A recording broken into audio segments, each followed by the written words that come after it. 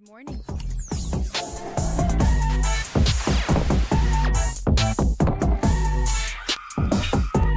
Hey, yo, what the? 10K TV.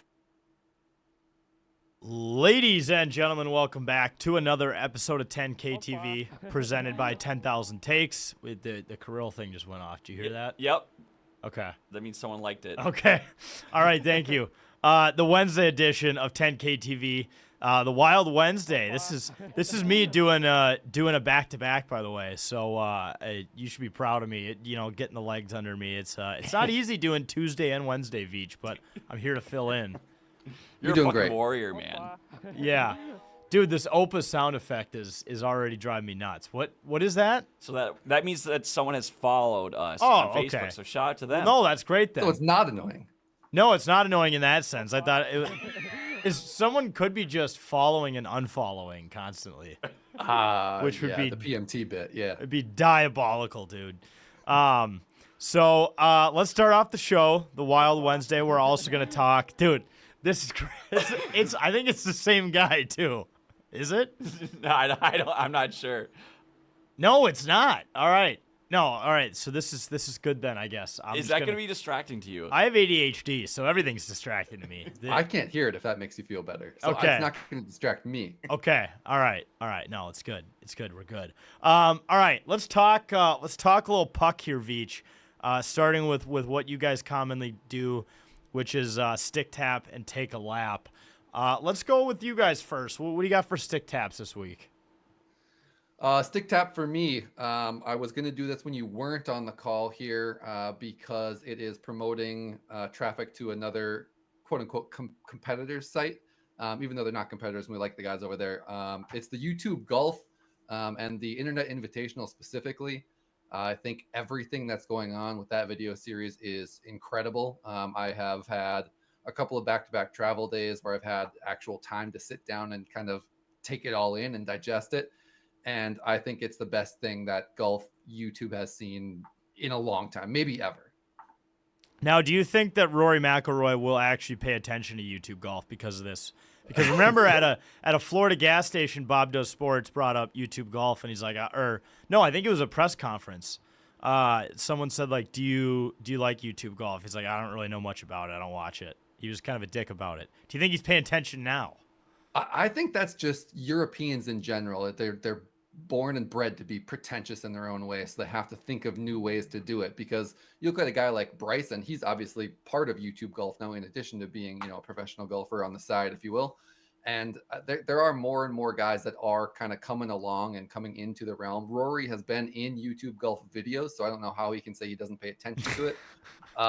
So yeah, I think that was just more of a pretentious D-bag type thing, like, oh, I'm a professional golfer, I don't have time for that, when in reality, for sure he does. He's probably got a burner that goes and watches them all, and I would not be shocked to find out that were the truth. Well, his fucking Ryder Cup partner Tommy Fleetwood has an entire channel dedicated to playing left-handed. So yeah. I don't know how you just don't know it exists when those things exist. No, I think it's great. I've seen a lot of the clips. Haven't gotten a chance to watch the full episodes, but as a big golfer myself, I obviously love it. I like a lot of the people who are in it.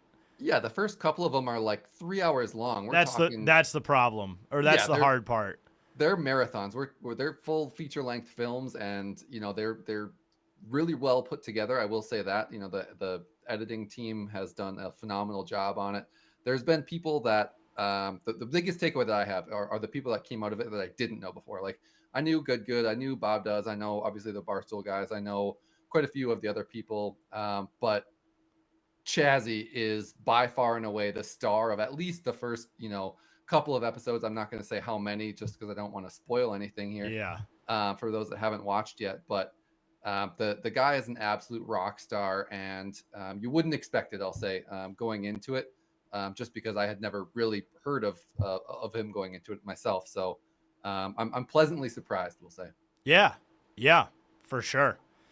All right, Sarge, what do you got? Stick tap. All right, my stick tap is to the one and only Duncan Keith getting inducted into the Hockey Hall of Fame. 3-time Stanley Cup champion, 2-time Norris winner, and 1-time Conn Smythe winner.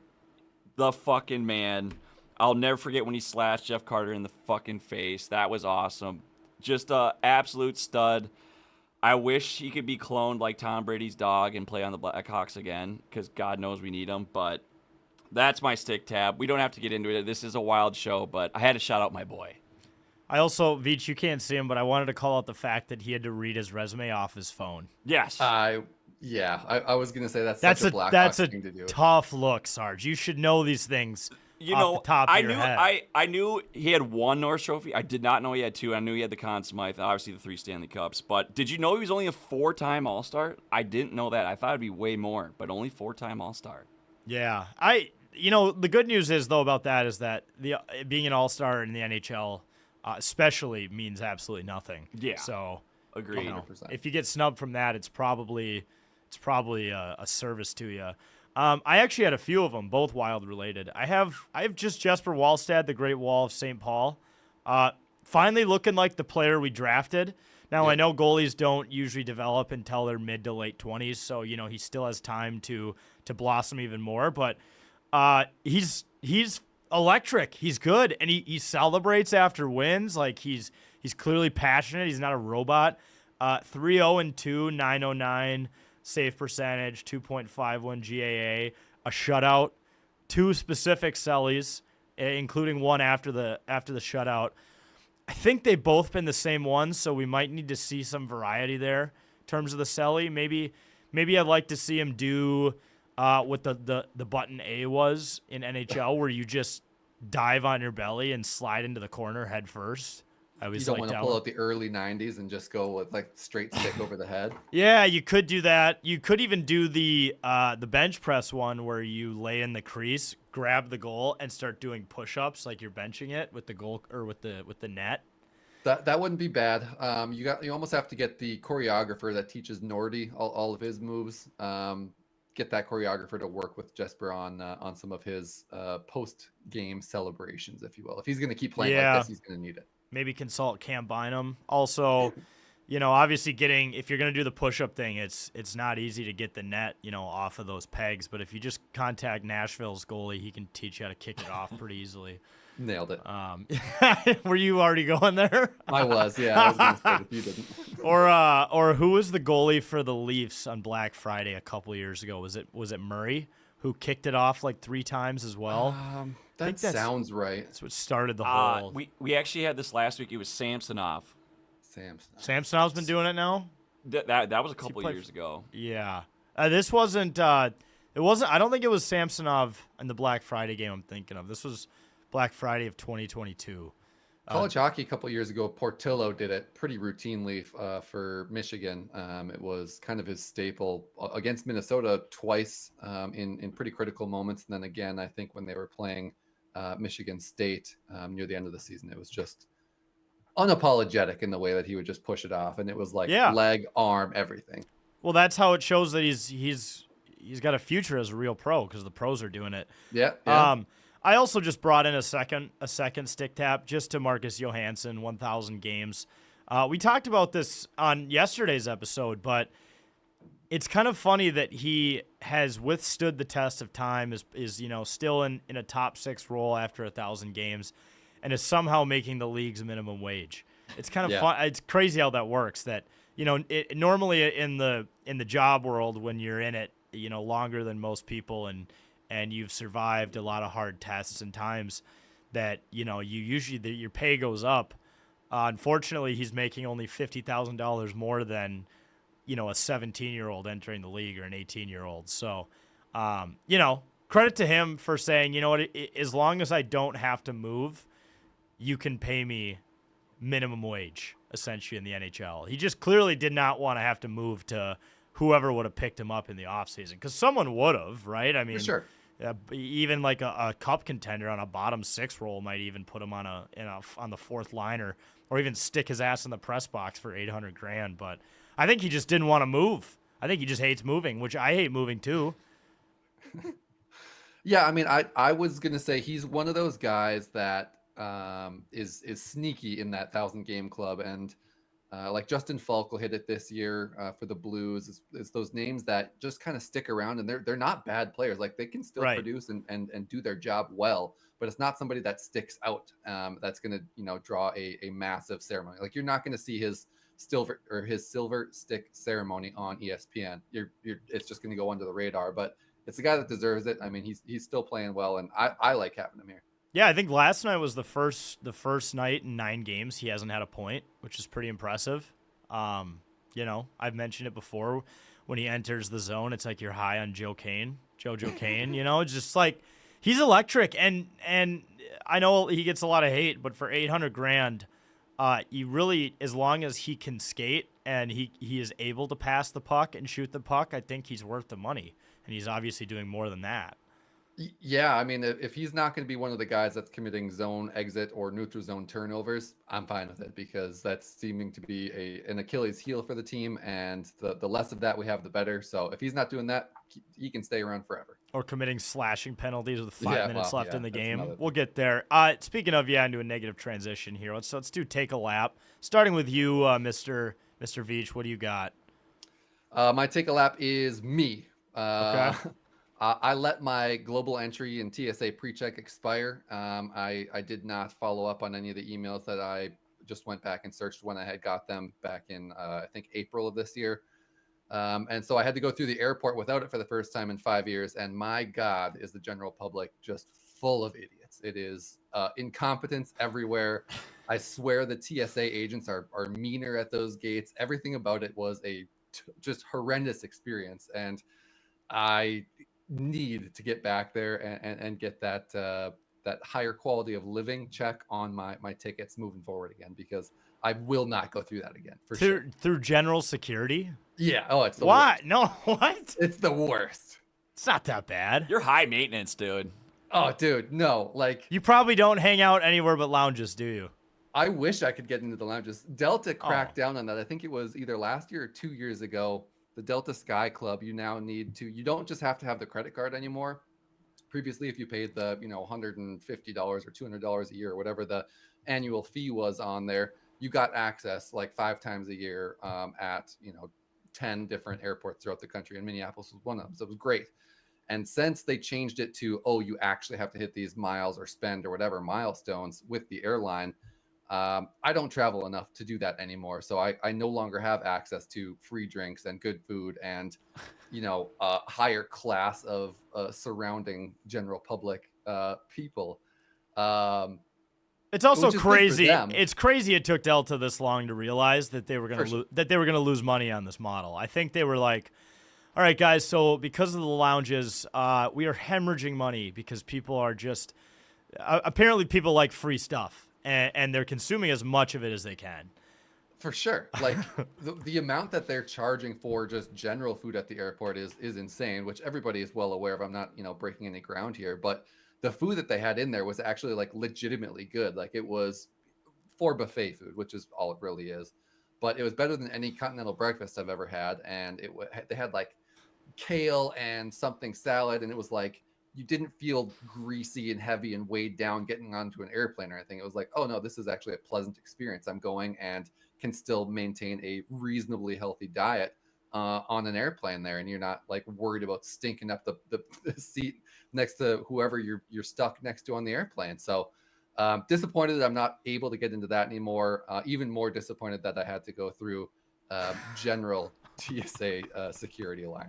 It won't happen. You're probably scared of the drug dog, weren't you? Oh, I wish. I haven't been able to partake in anything since college because I've had this job since then, and they test far too regularly for me to even consider partaking in Yeah. I'm just talking more of the dog itself. Like, dude, when we were in Arizona, and you know how that you have to walk 2 people at a time, Jake like didn't get that concept. He like turned around. He's like, "Why aren't you guys coming?" And the guy's like, "Sir, stay in line with the person next to you." And it was like, dude.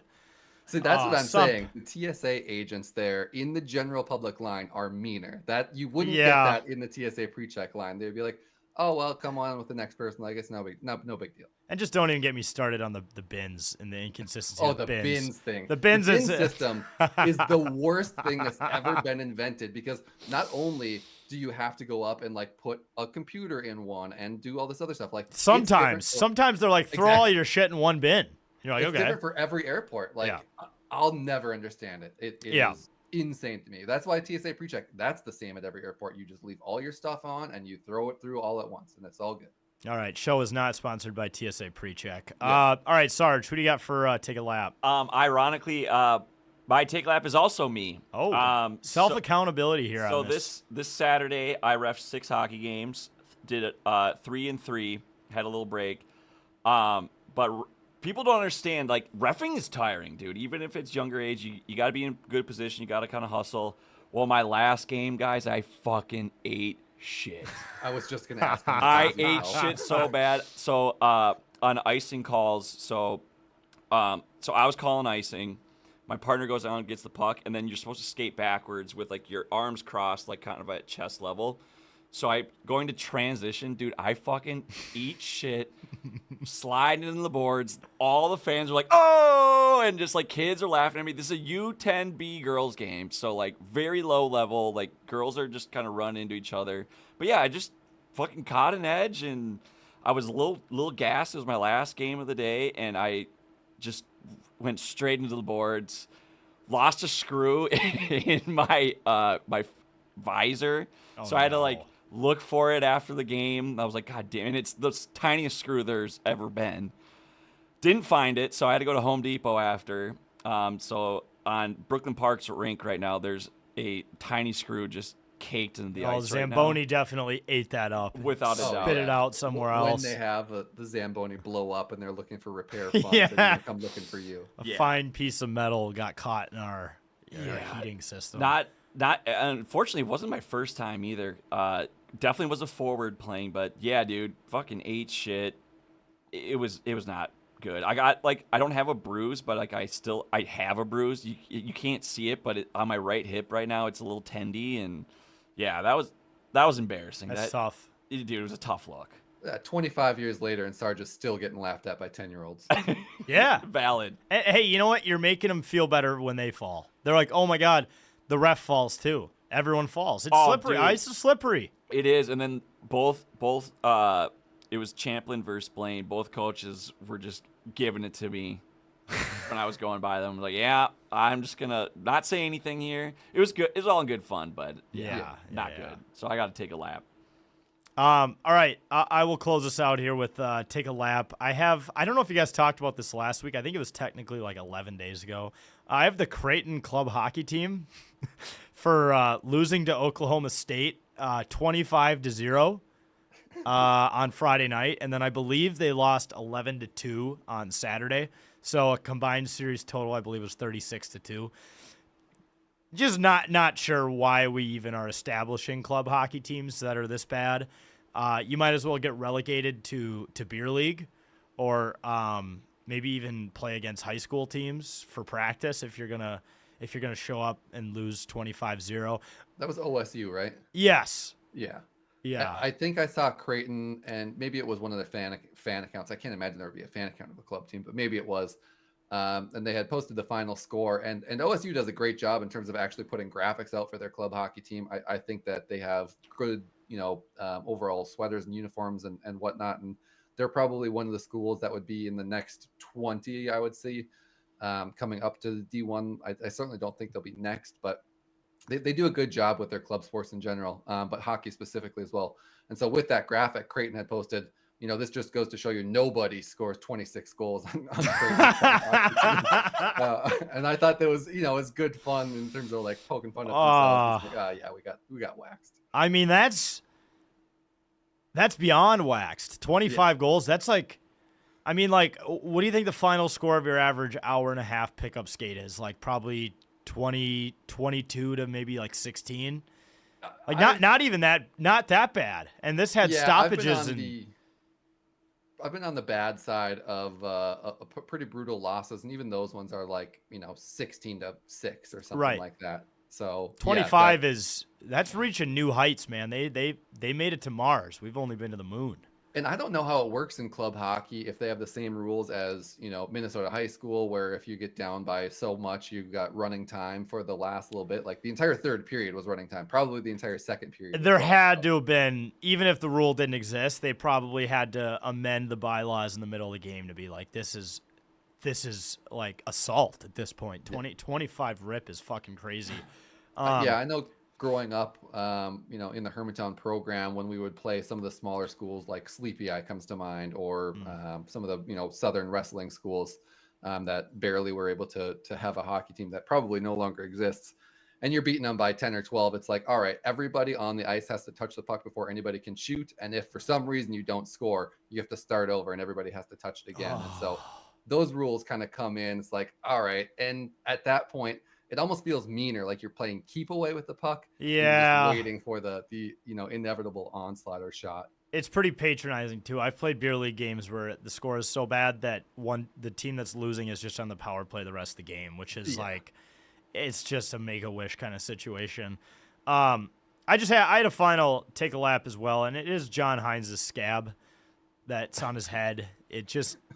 Ever since someone pointed it out, it just stares at me. I think he had a Band-Aid on it for a couple weeks at one point, which was good, but all I've seen is negativity around the scab, and it doesn't appear to be healing anytime soon. So, you got to feel bad for bald guys out there because when something happens on like our head, you're like, oh, I feel a bump and a cut, but I got a full head of hair.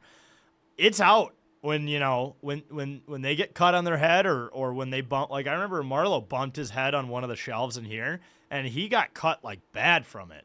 Speaking of cuts, Veach, how's your cut? Is yours healing up? I was just gonna say, you got a head cut?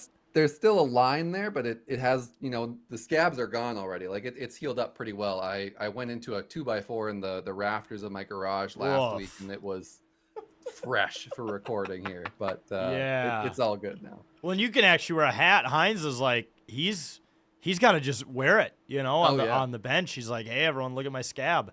And if you put a Band-Aid back on it, it just calls more attention. So outside of, the outdoor games and winter classics and whatnot, when was the last time you saw a coach for an NHL team wear a hat on the bench? Like, are we talking 80s? It has to be, other than we're talking like fedoras. Yeah. I think like back in the days when players would smoke on the bench, it's got to be the same era, right? It's honestly got to be even earlier than that. Now that I'm thinking back to some of the 80s highlights, I'm like, we're talking like 60s, 70s. Yeah, that was like the golden fedora sports era. Like NFL coaches were wearing fedoras. Full suits and the whole bit, but I don't think that they would ever need it. But I'm kind of pushing to bring hats back into NHL. Like baseball players, I mean, it's part of the whole uniform, which is crazy that the not general manager, managers, manager wears a uniform at all. But like they get to wear hats. Why can't other coaches of teams wear hats? Just whatever you do, don't make them wear helmets. Yeah, that's bad. Like when you see high school teams where like the team managers, especially in the state tournament, have to like wear helmets and suits, it looks like a Halloween costume. It's so bad. Does. It's so bad. All right, well, yeah, speaking of the Wild, let's get into previous games recap. So since the last time you fellas recorded, the Wild lost to the Canes 4-3.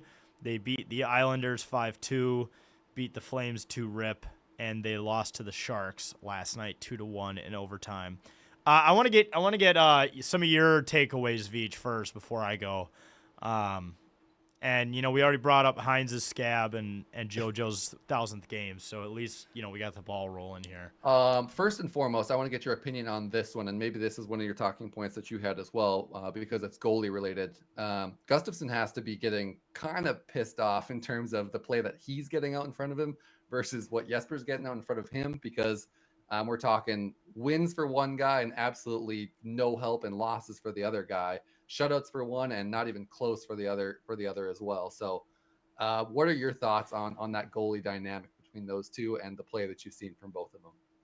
The tweet where it says like, I became important at work and now my life is worse because of it. That's what happened when Gustafsson became good for the Wild. Not only did his pressure go up, But now the team is like, all right, well, if Gus is back, they're like, he'll figure it out. He'll make the saves. Whereas with Jesper, you're like, this guy could have one bad game and it could derail his entire career. He's still so fragile and new, and the team isn't sure what they got in him yet, quite yet. So they have to like play their asses off to make sure that Jesper's comfortable and that he develops properly. Whereas Gus, it's like, fuck it. He's played in the playoffs. He's made 50 save shutouts for us before. Like, let's pinch every time, and you know what? Gus will be fine. He's a pro. Like, yeah. It's like a big bro, little bro dynamic, and the big bro, gets no help from mom and dad, whereas the little bro is getting all the coddling right now. I think that's honestly what's That's a perfect That's example. what's happening. Yeah, 100%. I was just going to say that is the feeling that I'm getting out of it as well. And it's not like I think Gus has been playing poorly. I think, the expected goals versus actual goals is probably pretty close. I didn't actually look that up for these 4 games here, but it's not like he had any one really bad stinker. It was just, kind of unfortunate circumstances, and 4 goals against Carolina. A lot of goalies are going to give that up. And then 1 goal during regulation against San Jose. Anybody can score 1 goal in the National Hockey League, and then the overtime winner is a whole different story when you're playing. And that power play goal was not his fault at all. That was maybe the best tic-tac-toe I've seen a team do in a long time. Like, the way that play developed last night, I mean, Gus stood no chance. He actually was kind of in the right position. He, Smith just snuck it through his legs, unfortunately.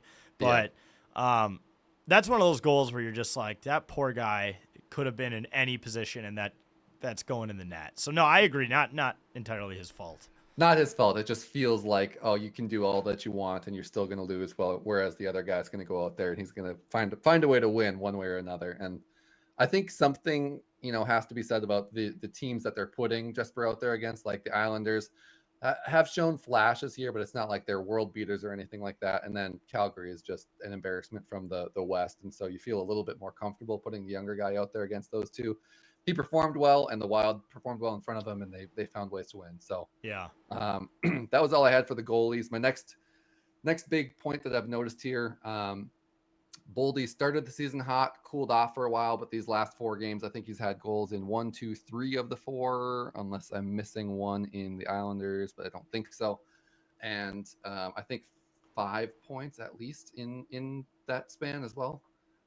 So it's nice to see him, coming through and, living up to that contract. I think he might even be underpaid, just if 100%, especially the way the cap is going. Yeah. Yeah.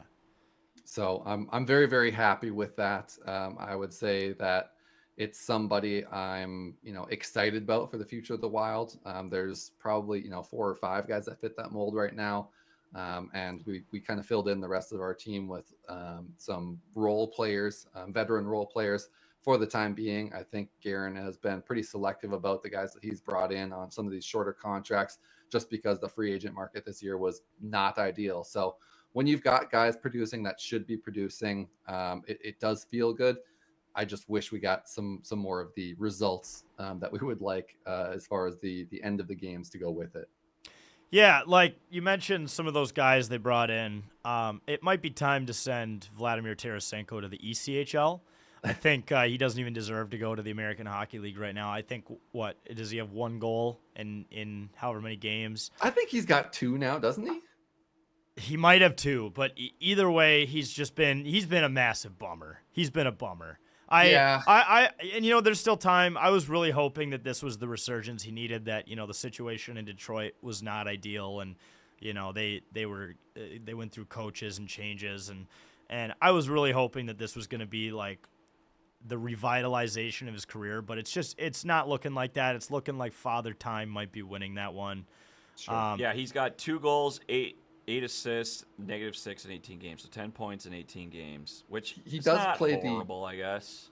Yeah, he does play the aging Russian role of, I'm just here for the offensive side of the puck. I'm really not going to be much use back checking because I can't catch up to anybody anyway, so I'll take it easy or, make a bad change and just deal with the consequences there. Yeah, and that's also tough, to take that role when you have the defensive core. We do, at least on the second pairing. Dude, I tweeted about this. It's crazy. So David Jiricek is playing with Damon Hunt. The first NHL pairing of all time confirmed by AI, which doesn't really confirm anything, but I can imagine it's never happened before, where they were both traded for each other less than a year ago. How crazy is that? Honestly, quite funny. Isn't that insane? Yeah. Jiricek he's looking better defensively. I mean, obviously his strength is Better than what? his shot. Looking better than he was like last week, I think. Yeah. But then I guess. he had that slash last night, and I'm like, all right, I'm trying to be positive about this guy. It's getting harder and harder. It is so hard to defend him. And we gave up so many picks to where I have to try to defend him, but I think once Bogle comes back, which might not be till December, I think. Which is coming quicker than we thought. Yeah, it is. The one trade that, now that we're talking about him a little bit here, the one trade that kind of has been haunting me all year just because of all of the highlights I see, and that has something to do with national media and the teams that they focus on, is the Murat trade. I think he is having a breakout season and proving that he just needed a little bit more time to develop to, the speed and, shooting style or play style that kind of works in the NHL. And I really regret letting him go. Yeah, that was a tough one. I'm half kidding, half serious. I think I'm actually more serious when I ask you this. Should we have let Justin Brazeau go? Twice I would let him go. I mean, he's hurt now until December, unfortunately. He's on my fantasy hockey team. Great late round value. I think he has six goals and multiple. I think he was scoring like a goal a game for the first 5 or 6 games of the year for the Pens. Kind of a wagon. I think that's more of a who are you there with versus what's kind of going on in Boston, because you've got a couple of Hall of Famers that are sitting on that Penguins roster that make anybody look but he's not on their line though, is he? No chance. But like you're talking about who people focus against, and I think that you're talking Murat is seeing a hell of a lot more attention than Brazeau. Yeah, and Murat's sick. Like that. Yeah. That I do think we fucked up with that. Although it is fun seeing Yurov get minutes. Yeah. And he scored his second goal of the season. I pointed this out on yesterday's episode of 10K TV. I said Ben Jones caught an ultimate stray in the Athletics' latest article. They talked about how good it is to see Yurov in the roster, but then they were Joe Smith, Mike Russo, they were kind of questioning him getting put in the press box when Ben Jones, who they said quote unquote has literally scored 0 games in 40 or just scored 0 goals in 41 NHL games. Which I get the point. It's just funny how Ben Jones is just trying to also have his own career, and it's just catching strays about also not being good. So yeah, Yurov is fun. I mean, we talk about it on Tuesdays as well. What's his name? Liam Ogren, been a bit of a bummer. I think he's only got 2 games or 2 goals in 10 games in the AHL since going back down. So this team is really going to rely on the young guys. They really need the young guys to step up and be those players, because there's not much behind them in terms of depth in Iowa at this moment. Yeah, they need some secondary scoring, and they need somebody to step up on defense and take control of a game, or a stretch of games is probably a better way to put it, and kind of grow into a more structured role player that you can kind of build around. Faber isn't as good as he wants to be or was last year, the last year and a half. I don't want to say that we've got nobody back there that can help out offensively, but it just doesn't feel like it at this point. Zeev, kind of. I mean, he will be an absolute menace on the blue line like in a couple years, but I agree. Right now it's obviously quite a jump going from playing at Denver to How long did they play NHL. together? Because I saw that they were slated to be playing on the same line last night. I just didn't see if it went all the way into overtime, the rest of the game, or if it was just to start the game out. I did not pick up on that either, because I'm usually paying attention to dumber things like John Hines' scab. So I didn't. Last thing I have, I did read also in The Athletic that the Wild are pursuing Jordan Kyrou right now. That's someone that they're looking at trying to give a fresh start to.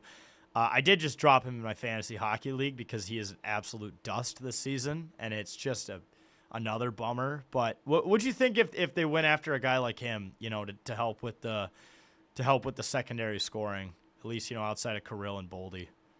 I think it's, as with anything, it's going to depend heavily on what you have to give up to get a guy like that. Like, what would you say? I'm going to put it back on you, to include Rossi in a trade like that after we had just signed him and there's all this, promise of his prospect and what he could turn into, versus trading for a known commodity and somebody who's certainly not going to be with your team as long.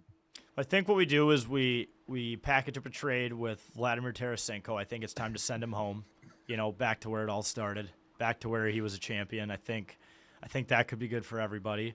Sure. We'll throw Ben Jones in there because the Blues already aren't scoring, so they might as well get another guy who can't score. Yeah, why not? No, we can't trade Rossi.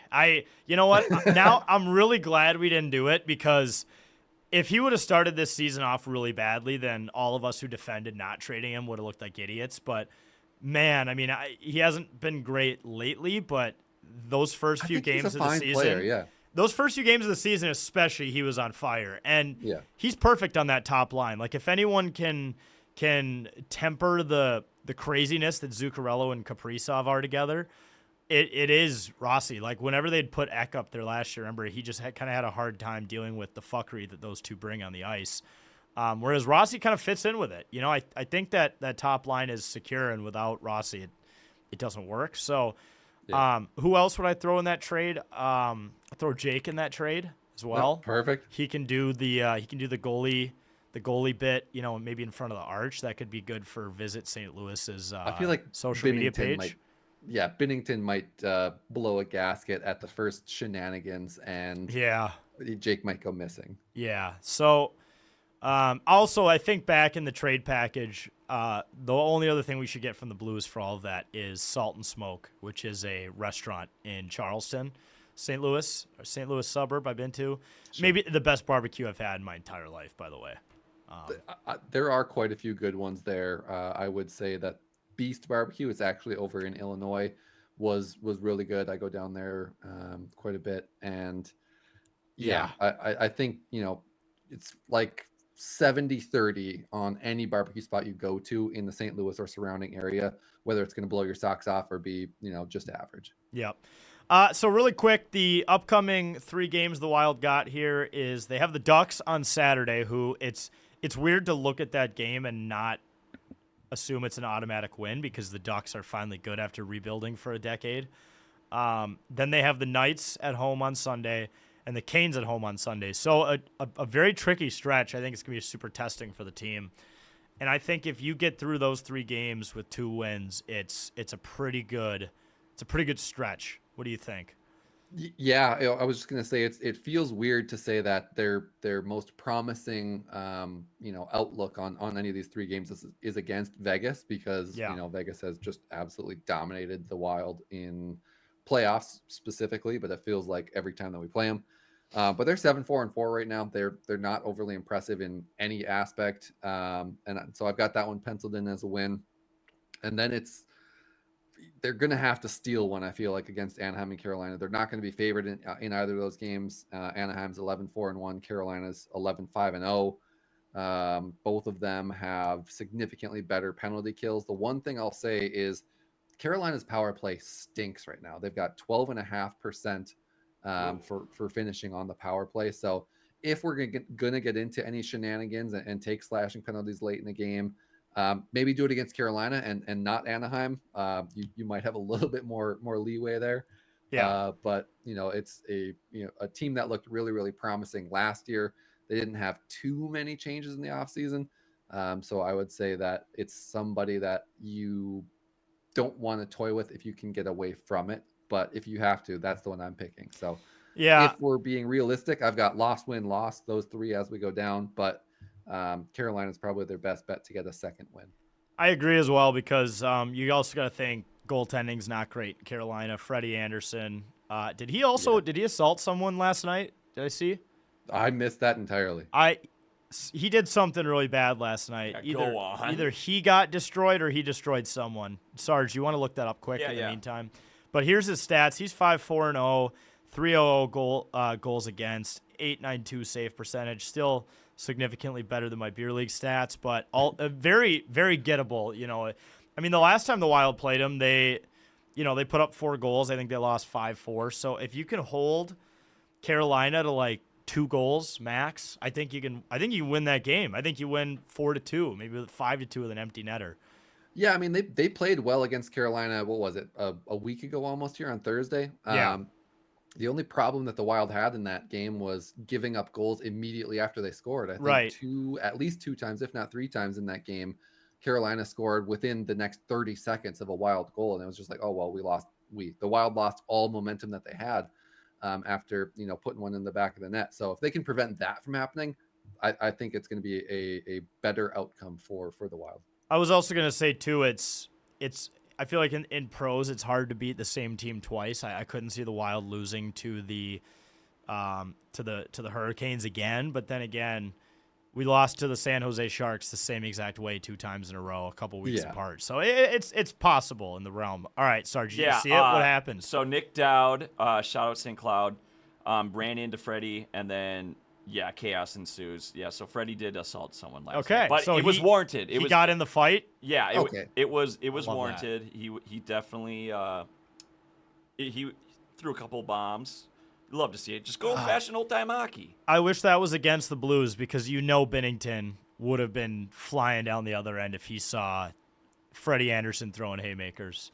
Do you think so? Because Binnington avoided fights the last time I saw him. Well, I think that's a good point. He also did try to steal Ovi's game puck, so he might be like going through a national treasure phase. Yeah. When you said assault, I thought you meant off the ice. On ice. Oh, no, not like a Mark Sanchez style assault. This is more of a like a Ken. Got it. Yeah, you got it. Yeah.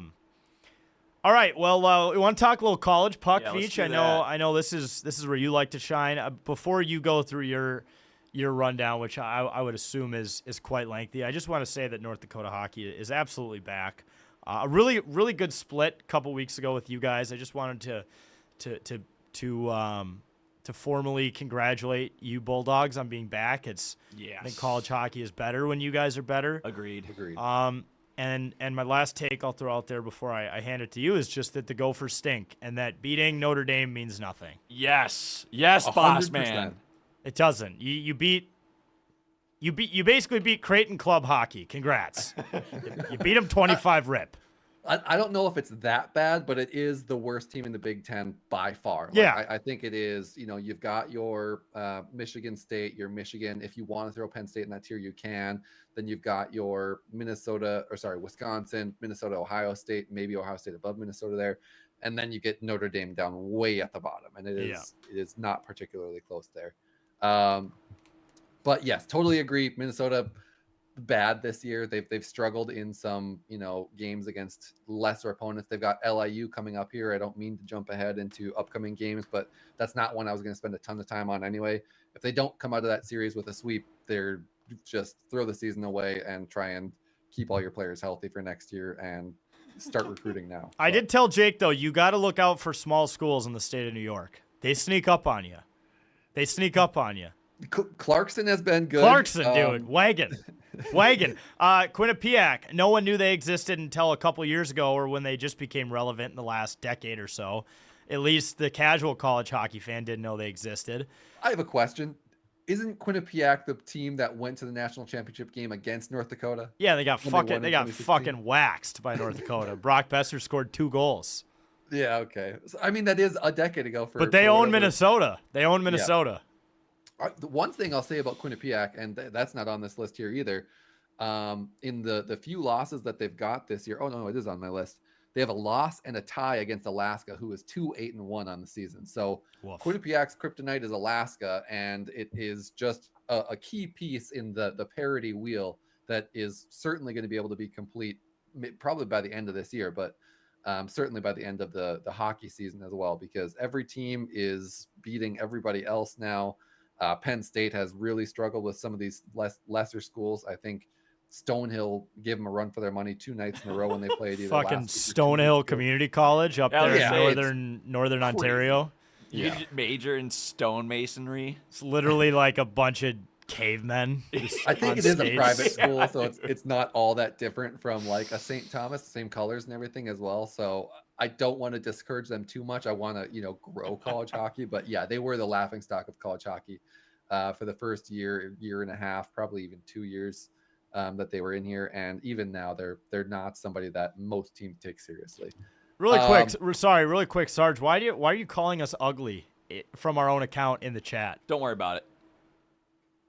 Valid. I see he wrote it from 3 different accounts. No, the YouTube, every time the you Facebook. respond, every time you respond, it's all 3. Yeah, yeah. I was gonna say that takes a lot of work to just be a hater. All right, sorry, Veach, keep going. No, it's good. I'm going to go through the rankings, but I'm going to do it in my tier list that I kind of put together as well. So 1 through 4, you've got Michigan State, Michigan, UMD, and Denver. Go Dogs! Go Dogs. I'm calling this the Thinking Vegas tier. Vegas being obviously the Frozen Four location for this year. I think all 4 of those teams are currently, or their fan bases, I should say, maybe not the teams, are thinking about, when do I book my trip to Vegas? I certainly, am leery about that myself, being a UMD fan, because I know this can turn at any minute. An injury to somebody important, I'm not even going to say names, and I'm going to knock on wood here, could derail it quite quickly.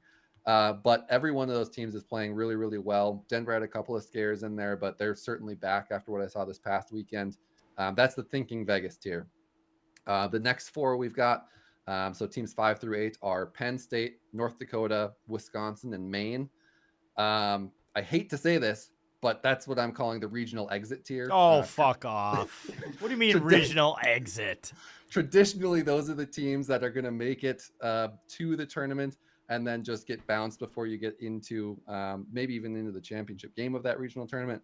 But Penn State obviously made it pretty far last year. North Dakota has plenty of championship pedigree, but not much to speak of recently. Wisconsin has been not great recently, but are certainly on their way back up. And then Maine has been a disappointment for the last couple of years with some pretty high expectations going into their seasons. North Dakota is a new coach, so you got to wipe away all the history of the Brad Berry era. That's fair. So this is all you hit the restart button. Yeah, it's up for interpretation here. I'm just going based on what I know as of late. I'm gonna stay at the Flamingo. I put me in the tier of I'm thinking Vegas. Okay. I'll stay at the Flamingo. Hopefully the newer section of it, because the last time I stayed there, I'm pretty sure there was a puke stain that was covered by a coffee table. So I'm thinking Flamingo. I'm sure there's many hotel rooms that have that in Vegas. Teams 9 and 10, much smaller tier here. Western Michigan and Quinnipiac. Both of those teams dropped 5 spots in the rankings from last week to this week. So that's the slumping tier. They're both going through some pretty tough times.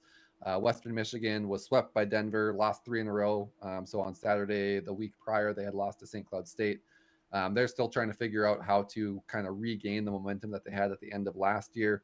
They also lost. Did they lose to Ferris State week 1? Or was it either Ferris State or it was Clarkson, another Michigan team? I thought either Ferris State or Clarkson beat them week 1. It was brutal. So yeah, they did not have a good start to the season. The championship hangover. I'm dealing with it in fantasy hockey. I totally get it. Yeah, Slukinski was incredible last year. He was a big part of the championship games, and moving down the stretch. I still think that he's going to be a really good goaltender moving forward. He's just not having his best games in the last little stretch here. So they'll figure it out. The next one is actually a tier of 5. So 11 through 15, Northeastern, UMass, BU, UConn, and Providence. I don't know if people that are familiar with college hockey can kind of guess the tier on their own. This is just Hockey East. Every one of the Hockey East teams is sitting right in this range here. 2 of these teams are going to make it to the playoffs or the national tournament, I should say. The rest of them are probably not going to make it. 3, if you get a bubble team in there winning their conference tournament to make it in. But they're just going to eat themselves alive here based on their winning percentage in interconference play. There's going to have to be some teams that are going to leapfrog them along the way. Team 16, they're in a tier of their own. It's Minnesota State. It is the best of the CCHA. Ellipses. Congratulations, I guess. There's not a lot of competition in that conference right now. There could be. Bemidji is getting hot right now. St. Thomas just had a big win, and I'll say it right now, against St. Cloud State last night, 3-1. And they got the new could go on a rink. run. Yeah, at the new rink. Got to And win so in that rink. either either one of those teams could go on a run and push Minnesota State for their money. I think this is another conference that's only going to get one team into the national tournament. So it's whoever wins that conference tournament at the end of the year is going to be the one that makes it in there. Next two, Colorado College and BC at 17 and 18, not meeting expectations. So a little bit different than Western Michigan and Quinnipiac. Those are just slumping teams. They have shown, bright spots. I think Colorado College and BC are both in the tier of we haven't seen what we thought we were going to see coming into the season. Colorado College largely due to, some goaltending issues that they didn't anticipate, lack of scoring and things of that nature. Whereas BC is just across the board. It's goaltending, it's scoring, it's defensive, stoutness. It's everything. They're 4-4-1 when they had expected to be a top 5 team all season. Yeah, both those teams must have gone through some pretty big turnover in the offseason, because those were obviously BC, but even like Colorado College was a really good, like, frisky fringe team last year. Yeah, Noah Laba was somebody that you could always kind of count on for being a threat for a hat trick, or or somebody that would turn the tide of a game. And having him not there and nobody kind of stepping into the shoes there puts a little bit of a damper on their offensive threat, if you will. And they're still 6-3-1, but I don't anticipate that they're going to maintain that ratio for very long. They've got Denver this weekend to start the Gold Pan tournament, or rivalry series out in Colorado, and traditionally Denver has absolutely smoked them in that. So I kind of expect that to continue, although most of the games are still pretty good. The last two I've got 19 and 20 to round out the USCHO rankings. Dartmouth and Cornell, they're just the Ivies. It's very similar to the CCHA and the AHA. One of those teams is going to make it into the tournament. You can maybe sneak another one in. Dartmouth is really a surprise right now at 4-0, if you will, undefeated, but they're only 4 games in. They just started playing 2 weeks ago, and nobody knows if anybody in that conference is any good at all. So yet to be seen. We probably won't know anybody or if anybody is good until Christmas from the ECAC. And then even then, you're liable to just lose any random weekend. So that's what I've got for the tiers there. Just comparing that to the NPI, which has taken over for the pairwise, for those that aren't aware. They've got Dartmouth at number 1, so it still kind of shows you how screwed up the ranking system can be. It's alphabetical order, so that's that might be it. But they're undefeated, and they've only played 4 games, and the lack of interconference play for them really kind of puts that up on its own pedestal, and so that's why that ranking is there. And then you'll see the rest of these kind of mirror the top 20 rankings. So I'll just go through the rest of the top 10. Wisconsin, Northeastern, UMD, UND, Michigan, Denver, Penn State, Cornell, and then Minnesota State. The one that you're going to see that isn't on there, that's a really, really big surprise, just because they're the number 1 team in the country, according to the polls, Michigan State. So I don't know why their NPI ranking is dragging so hard right now. I'd have to go back and look at their losses and see which really bad team that they lost to is kind of bringing them down there. But I expect that to change throughout the year. Obviously, they're playing in the Big Ten, which had the most or second most interconference, or the highest or second highest interconference win percentage. So as long as they keep winning, that they're going to climb that, no problem. But that was what I had for the rankings. Just to kind of recap, I'm trying to speed through this because I know we're going through it. We're running up on the time here, but recapping weekend series last weekend, there was so many sweeps, and good and bad for some of the fans in Minnesota here. Minnesota obviously beat Notre Dame. We just talked about Notre Dame not being a real hockey team this season. You can't really take them seriously. The Gophers won 3-0 and 4-1 in that series. They did what they were supposed to do. It was nice to see that out of Minnesota. I hope they can do it again this week, because UMD having swept Minnesota, them continuing to win now makes that sweep look way better. So I think as a North Dakota fan, you are now obligated also to root for Minnesota, because you've got a loss to Minnesota as well, which is going to hurt even more. So Yeah. Are you going to root for the Gophers moving forward now that Oh, you're done playing them for the year? yeah. I mean, I root for the Gophers in every other sport, so I'm different than normal North Dakota fans. So I'd rather see them be better than worse. But Good. Okay. especially yes, being that that's one of our losses. If they look like the Creighton Club hockey team, then that's just going to tank our values. So yeah. All right, Sarge, put it on the header. Boss man says, yes, Mm-hmm. I'm rooting for Gopher hockey. Yeah. I have to now. Well, and I already lost the bet. This is like it's paying dividends now for Jake. Fair. UMD, they swept St. Cloud, took overtime on Saturday, but 4-0 on Friday, 3-2 on Saturday. I think they kind of dominated both of those games. Max Plant for UMD was the fastest to reach 50 goals since Brett Hull. I don't know if any of you have ever heard of him. Yeah, it's the guy whose jersey you have behind you, right? Yeah, oh yeah, they're right there. Yeah. So for UMD, I should say, fastest to reach 50 since Brett Hull. So he's this year so far, 10-12 for 20. 10 and 12, yeah, 10 and 12 for 22. My math here is just brutal. And then the second in the nation for scoring is his brother, Zam Plant. And so he's running at 7-12 for 19. Obviously, a lot of those assists are going to Max. And then, 3 spots down on the list, Jason Shagabe on that same line for UMD, 5-12 for 17. That top line is without a doubt the best line in the nation. There was a little bit of a conversation to be had with Penn State and their Charlie Serrato line that they had out there, and they are still good offensively, but they just don't have the goaltending behind them that UMD has had with Adam Guyon and his 930 or 925 save percentage that UMD has had. So those are two big reasons why UMD is doing well, and I would say they are very, very big reasons. The rest of the team is doing just fine. They're getting secondary scoring finally. But that's why they are ranked so high right now. If we're being honest, I only had them, teetering in the 4 or 5 range after being ranked 7 last week, despite the fact that they swept St. Cloud. But I'm very, very happy, and I will not talk them out of a number 3 ranking nationally. North Dakota, they swept Omaha last weekend, 7-2 and 4-1. They didn't make it a particularly close game either night. Did you watch either of the games? Oh yeah, I definitely watched Friday. I didn't get a chance to watch Saturday, but Friday when it was 7-2 final. Yeah. They were on 5-on-3 for 5 minutes in a row and basically just put bell to ass after already putting bell to ass for the rest of the game. They got to do it for 5 minutes straight.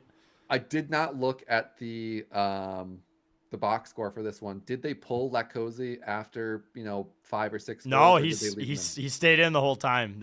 That poor guy was left out to dry. He was one of the most impressive goalies coming into the weekend, and he dropped off of the radar from the top rankings and in any metric through for the rest of the season there. So I would still expect him to climb, the more the season goes along here into that Richter conversation. He is incredible and has kept them in many, many games. I think UMD, if that top line can't score, is going to have a really tough time getting pucks past him. You need a lot of lateral movement and repetitive lateral movement, I'll say, in order to get it past him. But I was very surprised to see 7 go in against him on that Friday series that I saw that he was starting. So shout out to North Dakota. They are, the real deal here. I think they're going to be back in the tournament. Say something nice about Verhoff.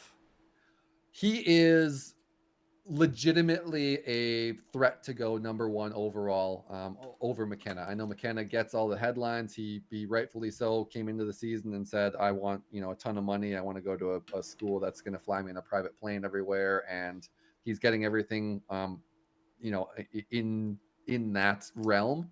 But I will also say he's getting that Northeastern media treatment where if you don't produce to the level that people expect, you're going to get some people turning on you right away. And there's a little bit of that happening right now. Whereas Verhoff is a 17-year-old who is exceeding many of the expectations that he came in with. And there were some pretty high expectations that just didn't catch the national media attention until now when he's overperforming what anybody kind of expected. So I think that there is a legitimate chance he goes number 1 overall if he continues the trajectory that he's set forth. What are they, 12 games into the season right now? Oh, no, North Dakota, 10 games into the season right now. Mm-hmm. Denver swept Western Michigan. I was going to breeze past that one. We kind of talked about that a little bit there. That brought them up 5 points in the national, or 5 spots in the national rankings. Michigan State swept Penn State. I think a lot of people were really curious to see if Penn State would be able to compete with some, true competition, if you will. They had a really lax non-conference schedule coming into the season, and now that they're playing teams that should beat them, they're getting beat by those teams. And one of the games was a 5-0 kind of routing. So we'll see if Penn State can bounce back or not. I'm trying to see. They've got Michigan this weekend, so it doesn't get any easier.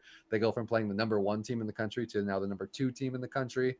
I think they have a real opportunity here to lose 4 in a row and go into a little bit of panic mode. So not saying it's for sure going to happen. Michigan has obviously given up quite a bit to some teams like Wisconsin. I think they lost 6-2. Oh, I don't have it here. I think it was 6-2 last weekend in the Saturday series, or the Saturday game. But I think that they've shown that they are a threat in their own right. And they've got 2 guys in the top 10 for scoring as well. Maine and UMass split. I'm going to skip past that. We already talked about St. Thomas, and then Bemidji State is rolling as well. The one thing as far as what we might not have expected coming into the season that we saw last weekend, BC and BU were both swept. Both swept, but made up no ground whatsoever. So they swept Vermont and I believe it was Merrimack, respectively, between those two. And because they're nobody and the Hockey East interconference schedule or win percentage is so low, neither of them made it more than 1 spot up in the rankings from last week to this week. So tough to see it for them, but they kind of put themselves in the position that they're in now, and they have to win a lot of games in order to make it back into that national tournament conversation. Any other games that you wanted to bring up or thoughts on things that we touched on? No, I mean, you hit it all on the head. Okay, good. Quickly looking ahead here, we talked about Michigan, Penn State. UMD is playing Omaha this week at Amsoil in Duluth there. We already talked about the Plant Brothers. We already talked about Adam Guyon. The one thing that we haven't touched on is the impact that the Maroon Loon is going to play for UMD.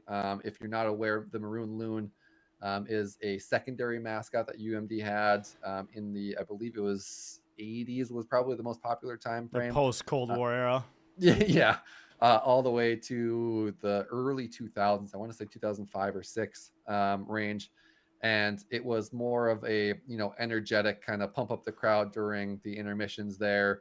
And it was not actually sponsored by the university. If I read everything correctly there, it was sponsored by, some random booster program. And so they held no real liability. And so he would frequently get into scuffles. The one thing that kind of sticks out to me is a squirt gun event that happened with a Gophers fan that kind of ended the Maroon Loon's reign. So I would like to see some more shenanigans out of the Maroon Loon. Was it like a Malice at the Palace type incident with the fans? Yeah. Oh, yeah, exactly. That's fucking hilarious.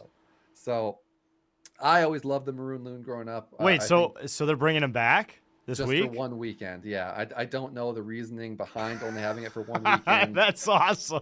It didn't sound like, Sandlin really gave a hoot one way or another about the Maroon Loon, the lore, or it's got to be a different guy in the suit, right? Oh, it's a different guy. That guy's it's in multiple different people. Yeah. Okay, yeah, because that guy's probably in the Clink. The first well, guy. yeah, and it's for being, as old as the guy would have to be. I don't think they're going to get on stilts and go skating around the rink anymore, which was that's a good point. Common trope. Yeah, so. that guy's probably like 70 now. Yeah. But shout out the Maroon Loon. It's going to be fun. I'm not going to be able to make it up there for it, but I really hope that everybody else enjoys it and gets a bunch of pictures.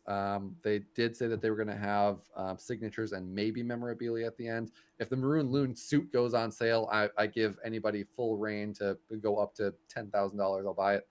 That's not true. I won't do that, but it's something that I would want to have. I'm looking at pictures of it right now. Oh, it's such a bad costume, but I love it. It's terrible. It looks like something you get at like Party City.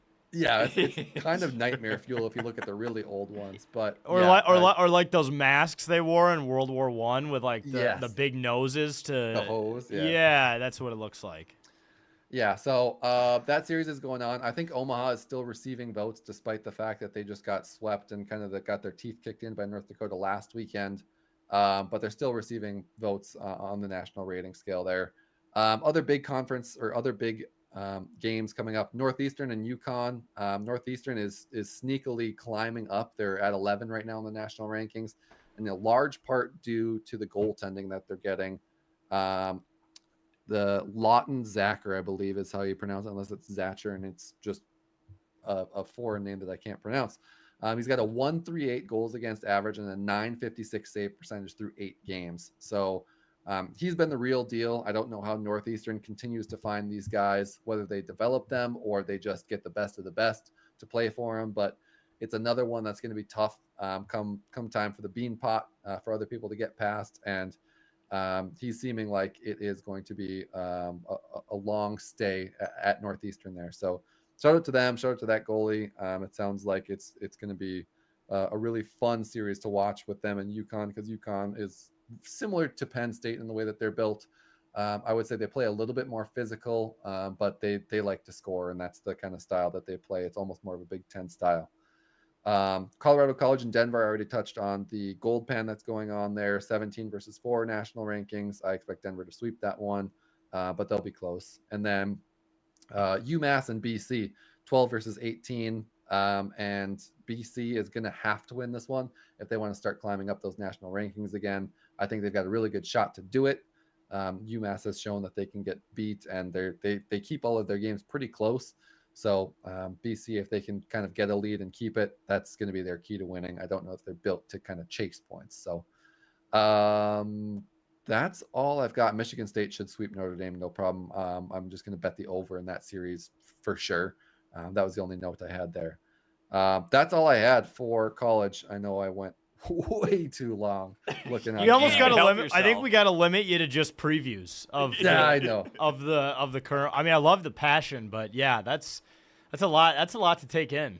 Yeah, we'll do previews. Okay, all right. No, good stuff though. It's you don't get that a lot of places. So, No, and you know what it's the fuck you're talking about, Veach. You can you definitely do. say You that. do. Yeah. Yeah, let's get some Appreciate wild takes, guys. Well, Sarge, you got to make a clip about that maroon loon, because that was my biggest takeaway. That's an incredible story, and it appears to be a bigger story online that they're only bringing it back for one weekend, which is that makes it even better. Well, all right. Well, we can transition to the end of the show, the wild take. Before I let you guys do it, I'm just gonna say mine now is that the Maroon Loon's gonna get in a fight again. Somehow the lore is gonna live on, because I think that's all it knows is to fight, right? I mean, it's like Maybe. a shark. It just exists for violence. Maybe. I would say that Okay. they have been very careful and tactical about how they're bringing it back. So I would be shocked, but nothing would make me happier to see the shenanigans kind of happen surrounding the Maroon Loon again. Yeah. Okay. No, I'll give my real wild take at the end. Sarge, let's start with you. What do you got? All right, my wild take, which is not even a wild take, is Max Plan is winning the Hobie Baker this year. Like, no doubt in my mind. He is in first place right now. I think that if they had the vote today, it might be unanimous. Just given the teams that they've played, the production that he's had, and the highlight reel goals. I mean, they won in overtime to get his 50th point last weekend there. So that in itself, if we're going to translate it to what the rest of America kind of realizes and can kind of comprehend, that would be his Heisman moment. That would be the finale to the video that you would show before he walks up to get it. And to have that on your resume here, it doesn't mean any more than any other point, but it is so cool and it sticks in people's mind. And when we're talking about people voting, that's kind of what matters. So Yeah. I think that is good. Absolutely, yeah. Add it to the list of many Hobie Baker winners at UMD.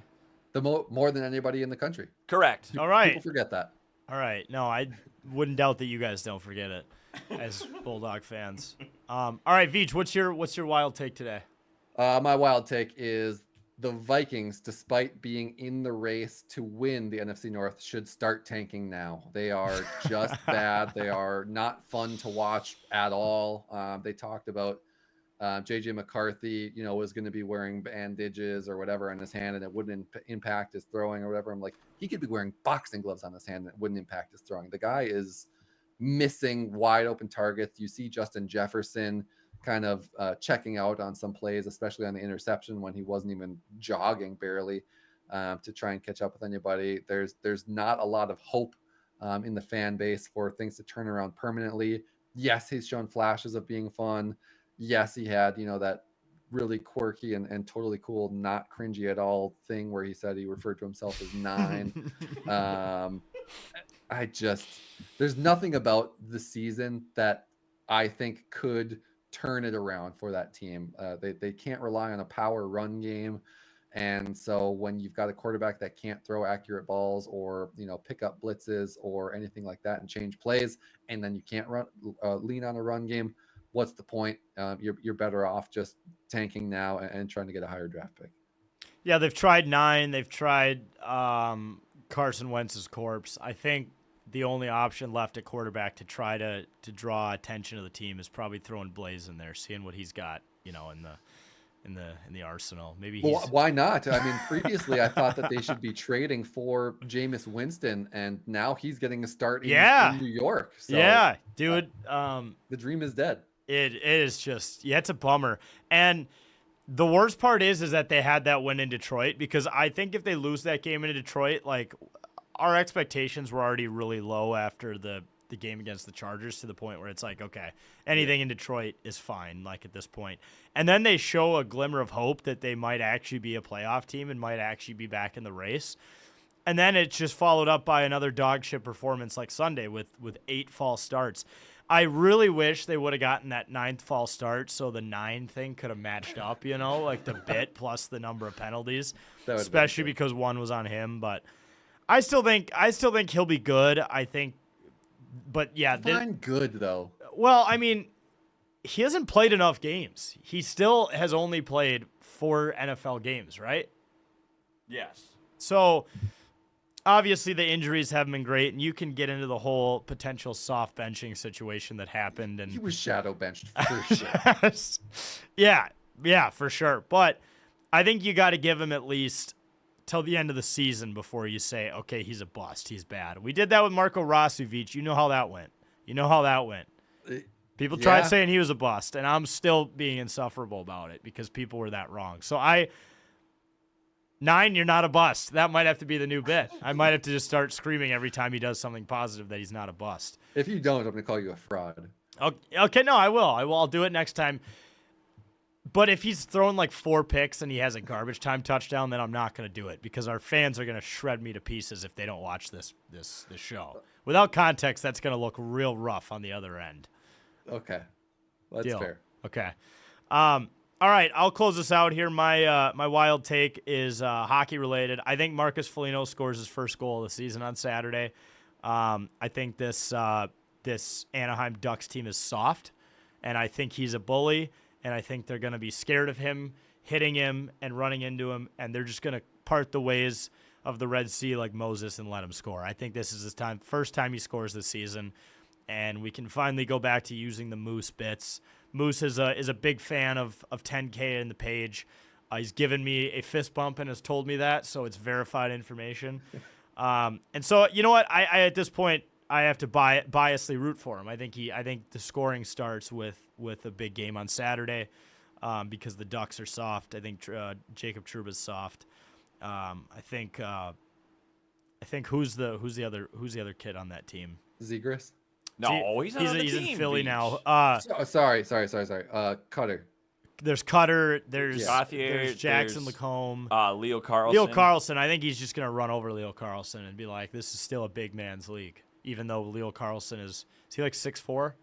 He's a big guy. Yeah, he's big. It's all right. We'll run him over. Put Yakov Trenyan on him, maybe. What's going on with him, by the way? Not to keep the show going what's going on with Yakov Trenyan? He lost 25 pounds in the offseason. I think that might have been the wrong move. That might have been the first time someone lost weight, and it was not a good thing. Yeah, he's eating too much smoked fish. I don't know. Yeah.